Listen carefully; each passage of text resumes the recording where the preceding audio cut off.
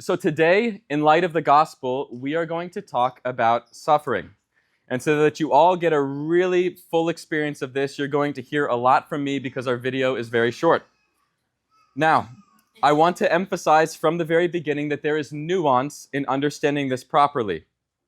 We should not cherry pick pieces of what I share and apply them outside of the broader context. There are situations that are very difficult to understand, like the suffering of innocent children. And it is not my intent to answer that question for us today. If that's a stumbling block for you or things that you have questions about, speak with Father Constantine. My intent today is to share with you the general contour of the Orthodox approach to suffering, as expressed by and seen in the lives of the Church Fathers, and to bolster us so that we can meet it in a God-pleasing way in our daily lives. I'm particularly excited because the video today is it's an animated version of one of my favorite stories from the lives of the saints. And it's geared towards, you'll see that it's more of like a kid's video, but it's deeply profound, and I think that hopefully you all will really enjoy it. And you will also see that this video has a close connection with the gospel reading from today. In the gospel, we heard about the pool in Bethesda that an angel would stir once a year to heal the first person who entered it, and how Christ singled out one man, a man paralyzed for 38 years, and healed him of his infirmity. I want you to keep this gospel in mind as you watch the video today. The video is about a young man named Konstantinos Militsos. He was born in the 1960s in Argos, Greece. As a young boy, he developed a neurologic condition that bound him to a wheelchair. The beautiful Argos community rallied to care for him, to wake him, clothe him, feed him, bathe him, administer his medications, and everything else he needed. By God's grace, he was able to visit the Holy Mountain often, and he was constantly praying for healing. This is what occurred during one of his visits.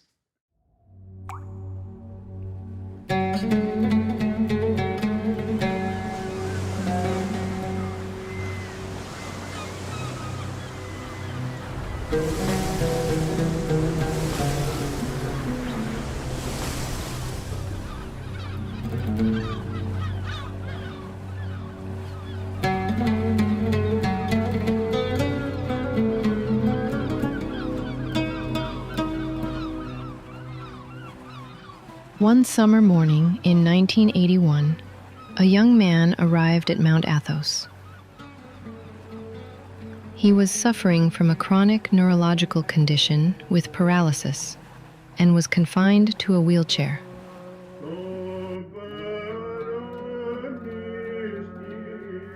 His legs did not obey him, yet he had not stopped hoping. At the holy monastery of St. Gregory, a Greek businessman who was also a pilgrim approached him and told him he was ready to cover all the expenses to take him to America. There was hope that he might be healed if he underwent a nerve cell transplant. Perhaps he might walk again. Hope flared strongly in the young man's heart, but along with it came the troubling thought, should I go or should I not? Before making a decision, he asked to consult St. Paisios.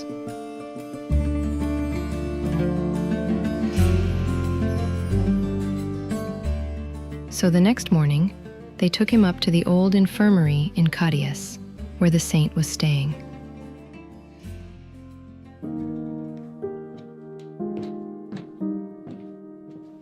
As soon as St. Paisios saw him at the door, frail and worn in his wheelchair, he sighed deeply and said with wonder, Oh, what do I see? Crowns everywhere. I see you covered in crowns. Then St. Paisios took the relic of St. Arsenios the Cappadocian, which he had with him, and made the sign of the cross over his head.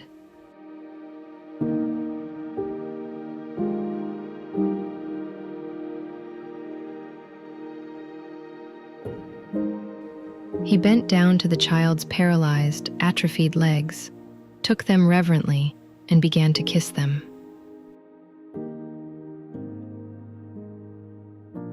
Little legs, he said with emotion.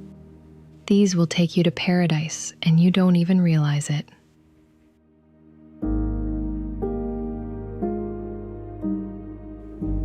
The young man had not yet mentioned America when the elder looked him in the eyes and said firmly,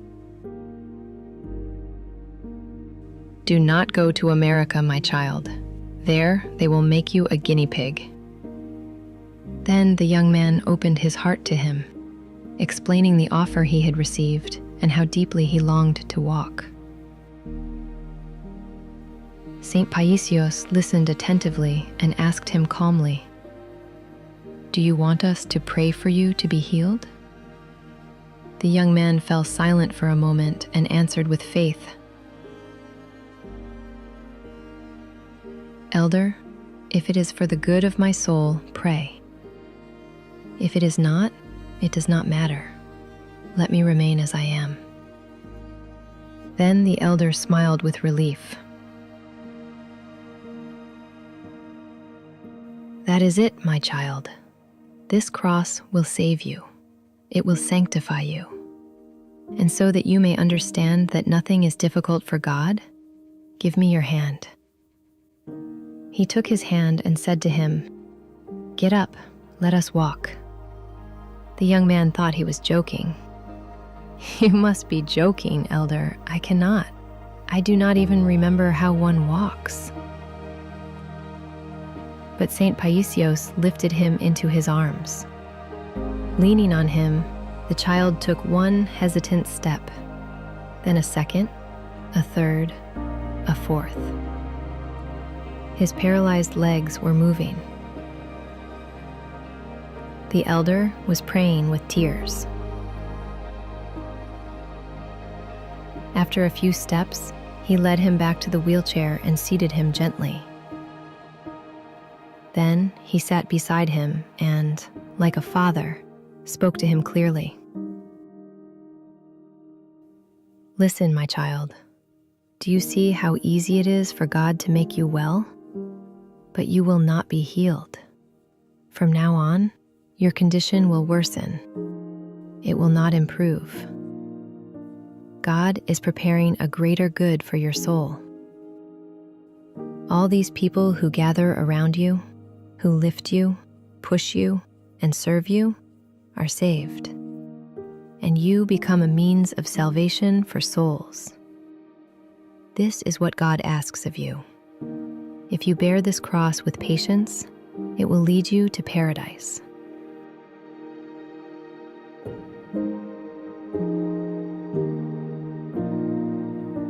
The young man remained silent. His heart was filled with gratitude and with a mystery beyond words. He bowed, kissed the saint's hand, and thanked him from the depths of his heart. Meanwhile, his companion entered the room, received the elder's blessing, and asked him to pray for them.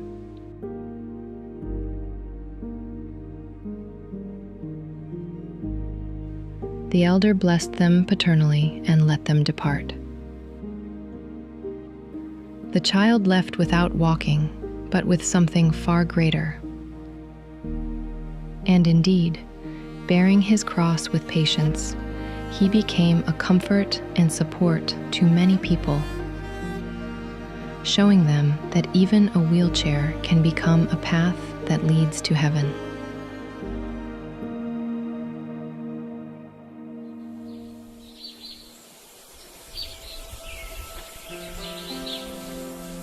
St. Paisios then turned and took the uphill path. Beside him walked a younger monk who dared to ask, "Elder, why did you not heal the paralyzed child? Or why did God not heal him?" My child, God knows best what is beneficial for each person. And when we live with disability and endure it without complaint or grumbling, we receive a greater reward from God. All who live with disability store up treasure in heaven. A deaf person gains treasure from a deaf ear, a blind person from a blind eye, and a lame person from a lame leg. This is a great thing. You see, war veterans receive pensions and medals. So it is in heaven as well. When the body suffers, the soul is sanctified. Through illness, our body suffers, this earthen house of ours. But in this way, the master of the house, our soul, will later rejoice eternally in the heavenly dwelling that our Christ prepares for us.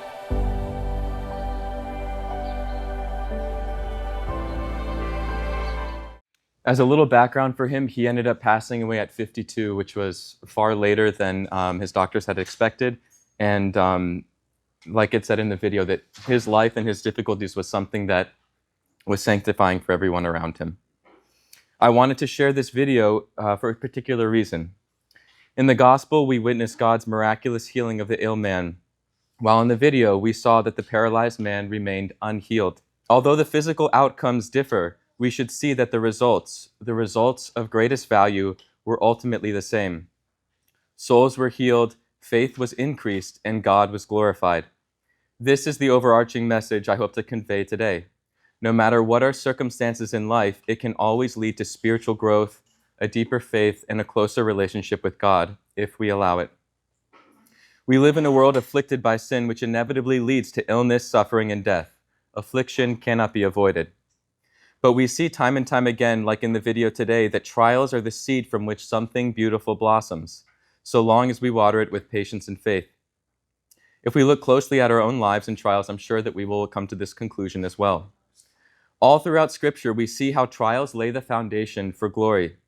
Shepherds toiling on a cold night outside of Bethlehem were made worthy to hear the good tidings of Christ's incarnation from the Archangel Gabriel. Barren women like Saint Elizabeth went on to bear holy children like Saint John the Baptist. Lazarus' death led to Christ raising him from the dead, and thus to the revelation that Christ is the life of the world, the Lord of the living and the dead. And of course, the penultimate transformation of trial into glory is seen in its perfection by Christ on the cross. So much so that we proclaim in our divine liturgies that through the cross, joy has come into all the world. Joy into all the world through suffering. This is why Christ calls us to take up the cross of our difficulties and with eagerness follow him. By partaking of this death to ourselves, our desires, and our comforts, we are prepared to be resurrected to life in him. Listen to what St. Paisios the Athonite, whom we saw in the video, says about his own battle with metastatic colon cancer. Health is a great thing, but what illness brings to a person is an even greater good. It brings spiritual wealth. I received from my illness such benefit that I did not receive from all the time of my monastic endeavor. Therefore I say that if I am offered on one scale, cancer, and on another, 10 years of fasting, vigil, and prayers, I will choose cancer. And mind you, he engaged in some of the most strenuous spiritual feats of anybody. And he says that when the body is tested, then the soul is sanctified. With an illness, we experience pain in the body, our earthen home, but this is how our soul, the landlord, rejoices eternally in the heavenly palace prepared for us by Christ. With this spiritual logic, which sounds rather irrational to worldly people, I too rejoice in my physical wounds. Now, of course, pain and suffering are not limited to the physical. In fact, sometimes spiritual, psychological, and emotional pain can be far worse. In the year 404, St. John Chrysostom was banished from Constantinople at the instigation of Empress Evdoxia. His exile cast St. John's beloved spiritual daughter, St. Olympias the deaconess, into depression and despair. To encourage her, St. John composed many letters, and the text titled On the Providence of God. In this book, he provides 12 reasons for pain and suffering, and I will share 7 of them with you. He viewed God not as an agent of vengeance, but as a loving doctor treating the diseases of the soul, using pain to heal, purify, and save. 1, he says, to purify and cleanse sins. Suffering acts as a cleansing agent for sins committed so that the soul can be healed. Also, to prevent pride and cultivate humility. Similar to St. Paul's thorn in the flesh, suffering is allowed to keep believers humble and prevent them from becoming proud of their virtues or spiritual gifts. Also, to prove virtue. Hardships and disasters are allowed to reveal the hidden virtue of the righteous, just as in the case of Job, proving that faith is sincere and not just the result of prosperity. And St. Mark the Ascetic has a beautiful quote to help us understand this. He says, "To accept an affliction for God's sake is a genuine act of holiness. For true love is tested by adversities. Do not claim to have acquired virtue unless you have suffered affliction, for without affliction, virtue has not been tested." And that closely mirrors something that St. Anthony the Great had said, that without virtue, or without afflictions, no one can be saved, or without temptation, no one can be saved. Also, to teach genuine thanks. When experiencing hardships, we learn to thank God not only in prosperity, but also in affliction, which proves our love for God is not transactional. To correct the soul, suffering serves as a spiritual discipline or training from God, who allows discomfort to correct misguided attachments and fixation on pleasure. 6 is to cultivate patience. St. John calls patience in suffering the queen of virtues and their crown, transforming trials into immense merit. Interestingly, regarding the gospel reading from today, St. John also states that Jesus deliberately chose someone who had been ill for 38 years and to teach us to have perseverance, and also as a judgment against those who lose hope and patience in much lesser trials lasting a far shorter period of time. And finally, to bring eternal reward. Present afflictions, which are temporary, prepare believers for the eternal weight of glory that outweighs the pain. Saint Euphemia once appeared to Saint Paisios, whom we saw, and he had a great devotion to her. And Saint Euphemia is a 3rd century martyr who was tortured on the wheel, thrown into the fire. She was thrown into a pit with sharp objects. And then finally, she was sentenced to death by being thrown to wild animals so that they would devour her. She prayed that the animals would do this so that she could die for Christ, but none of the animals would come near her or touch her. Finally, after much prayer, a bear came over, gave her a small wound on her leg, and immediately she passed away. Anyways, when she appeared to St. Paisios, he mentioned to her about her sufferings and how great they must have been. And she responded to him, "If I had known what kind of glory the saints have, I would have done whatever I could to undergo much worse tortures." This is precisely what St. Paul meant when he told the Romans, "For I consider the sufferings of this present time are not worthy to be compared with the glory which shall be revealed in us." St. John also states that while the exact reason for specific hardships may be hidden, the underlying cause is always God's loving providence working to bring every person towards salvation. And listen to how closely this parallels what Elder Emilianos of Simonopatra says. This is his reflection on the psalmist David. He says, "Illness is not simply opportunity or a gift from God, but it is the very presence of God himself. Illness and sickness can thus be a blessing, but it all depends on how we respond to it. The psalmist must discover and accept the proper relation to his suffering. If he can do this, he will have transformed his suffering so that in the end his only reality will be God.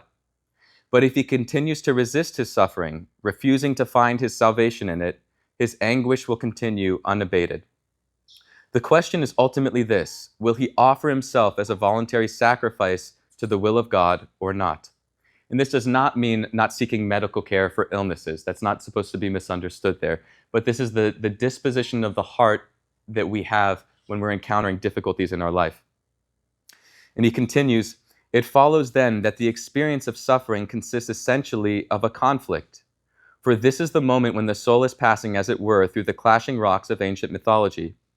In this dangerous passage, the soul has to make a choice, and the outcome will either break it into pieces or enable it to sail to its destination in God. And the choice comes down to this: will the soul accept or reject suffering?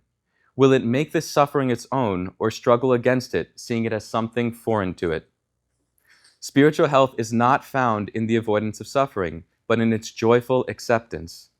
The psalmist's dilemma lies precisely in whether or not he will accept his suffering or reject them, which is another way of saying that the choice he needs to make is whether he will accept or deny God. It is precisely the mistaken negative attitude towards suffering that constitutes the separation between him and God. If I cease to exist, if my relationship to my suffering changes, then I can be united to God. This union depends on the denial of myself, so that God can come into my life. So we can see that how we choose to encounter our suffering, be it physical or spiritual, can break us or make us. Unseen Warfare has a passage to help us understand why this is so. This is in relation to suffering brought from another person. This is not to suggest, again, that we should not seek relief from what is afflicting us. Again, like going to doctors, and all of that is appropriate, and God has placed them in our lives so that we can seek that. But this is, interpersonal suffering. This even can be physical suffering, whatever it is.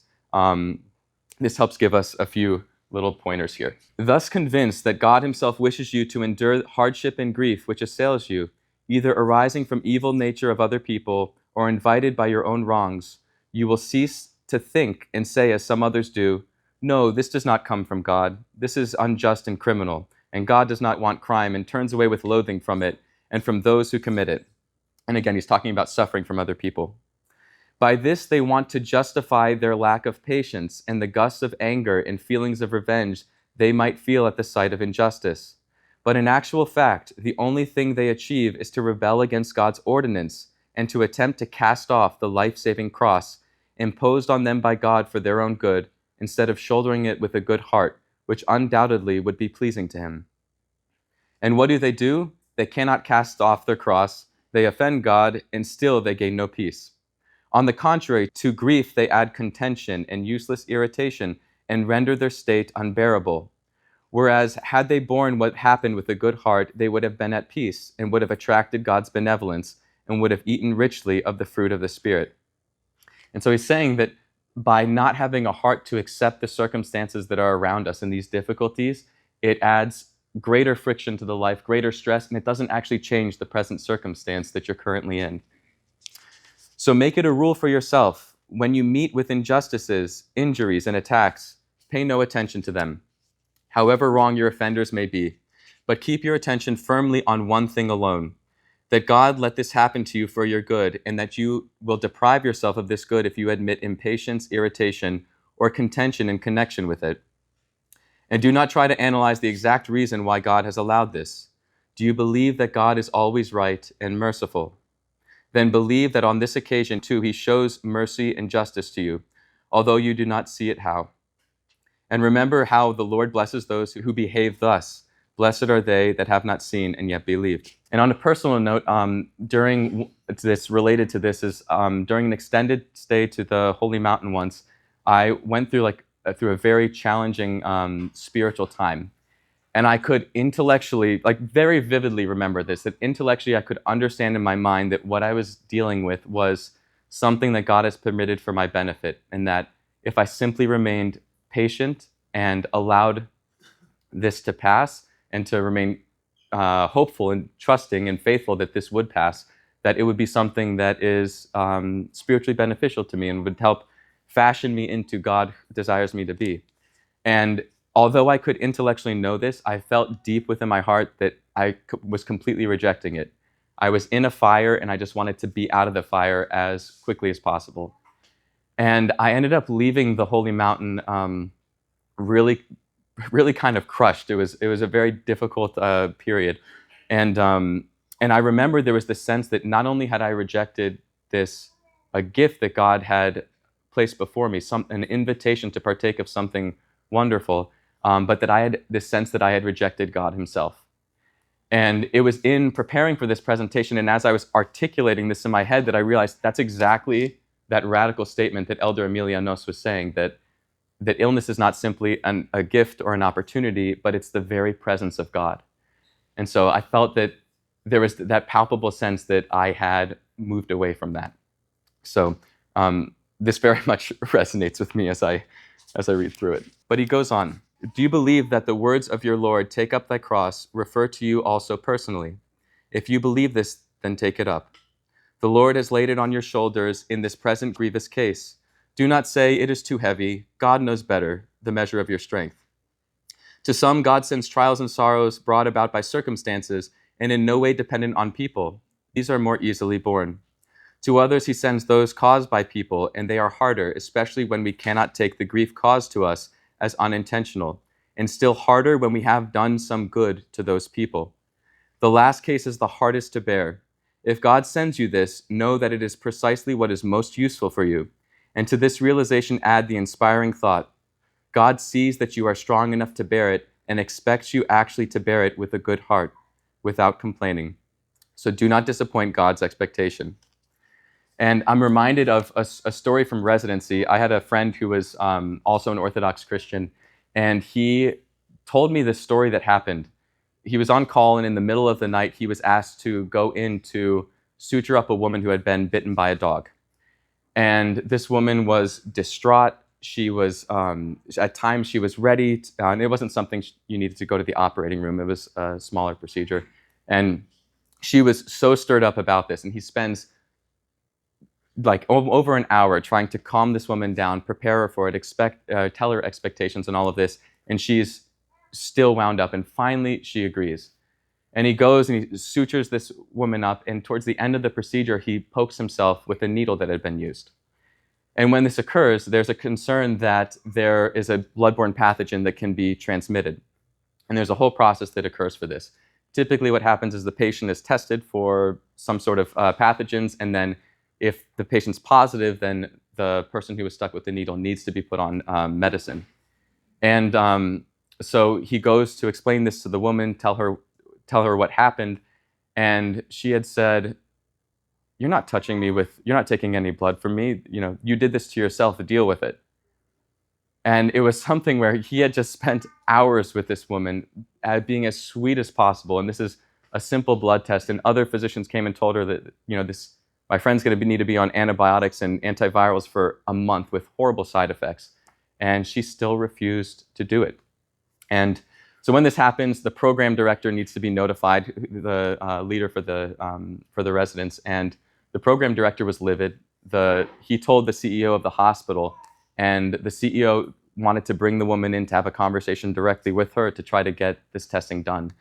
And my friend had said that he had told the CEO that he didn't want testing to be performed, and that ultimately he feels responsible, but also that this is an opportunity to participate in a small way in the life of Christ. And Christ, of course, is blameless, but he sought to do good and was rejected for having done that. And so for him, he saw it as a small way of actually participating in the life of Christ. And he had told me that the spiritual joy that he experienced after this and during this time period was just tremendous. And even though the medications were terrible for him, and he said that if he had seen this woman along the road, he would have genuinely thanked her for refusing to let him do so. And we have just a few more minutes. I must add that God prefers us to endure afflictions coming from the evil nature of people, especially from those whom we have done some good, rather than those which are accidental and the result of unfavorable circumstance. Why? Because our native pride is more easily subdued and exterminated by the former than by the latter. And also because if obedience to God's will is the chief thing in our spiritual doing, there is no better way of provoking and manifesting it to a greater degree than in such a case, if we bear them with a good heart, giving warm thanks to God for sending them, since they are truly a great blessing, thus testifying to our complete obedience to the divine will and to an ardent zeal in conforming ourselves in everything to His. This disposition precedes the visitation of rigorous trials. Seeing the birth of such a disposition and wishing to make it stronger and more deeply rooted, God sends us a cup of the most strong temptations, which when borne with willingness, good heart, and gladness, always brings blessed spiritual fruit. Therefore, knowing this and wishing and seeking it, we must accept this cup from the hand of God, shutting the eyes of inquisitiveness, and with complete faith clearly see in it the great love God has for us and the assurance of our spiritual progress. Thus we must drain it with joy, the more willingly, the more bitter its taste. And when I said, do not wish to be rid of afflictions, it must be rightly understood in the sense of submission to God's will. We cannot help wishing to be free of sorrows, for God Himself placed in our nature the desire for well-being, and so included it in the prayer He gave us to request, lead us not into temptation, which we repeat several times a day. If after this prayer, which God is sure to hear, He sends us sorrow, it is clearly His special will to which we, His creatures, conscious of our duty to obey Him in everything, should submit with a good heart and endure our trial as something essential to your and my salvation. In other words, say this prayer not because you abhor temptations and want to avoid them at all costs, but only because the Lord commanded us to pray thus, keeping in the soul a complete readiness to accept with a good heart all that God pleases to send us, and refusing to pander to the self-loving desire for uninterrupted well-being, which is impossible on earth since it belongs to the future eternal life. And to close, I want to remind us of what St. Paisios said to the paralyzed young man after they went for the walk. Listen, my child, do you see how easy it is for God to make you well? Everything God permits in our life is offered for our spiritual benefit, even the benefit of those around us. As Elder Emiliano said, it is an opportunity, a blessing, in the very presence of God himself. It reveals how much he loves us and how deeply he longs for us to be refashioned into people capable of dwelling with him for eternity. And then as far as reading recommendations go, I would definitely suggest On the Providence of God by St. John Chrysostom. It's fantastic. And also an amazing image within the church of enduring suffering from the hands of other people whom you love is St. Nektarios' life, St. Nektarios of Egina. The book is Saint of Our Century, I believe. It's fantastic, and going through his life is really beautiful.